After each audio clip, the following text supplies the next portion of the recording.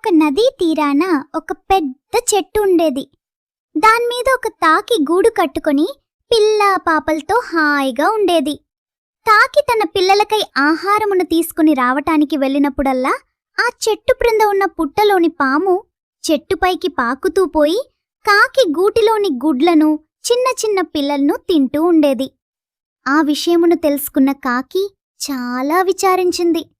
పాము పీడను వదిలించుకునే ఉపాయమును ఆలోచించింది. ఒకరోజు అక్కడికి దగ్గర్లో ఉన్న రాజుగారి అంతఃపుర స్త్రీలు తమ నగలను తీసి గట్టున పెట్టి సరస్సులో స్నానం చేయటాన్ని కాకి చూచింది. కాకి ఆ నగలలోని ఒక హారమును ముక్కున కర్చుకుని పైకెగిరింది. అది చూచిన రాజభటులు దానిని వెంబడించారు. వారు చూస్తుండగా కాకి ఆ హారాన్ని పాము పుట్టలో వేసింది. భటులు పుట్టను తవ్వి పామును చంపి హారాన్ని తీసుకున్నారు.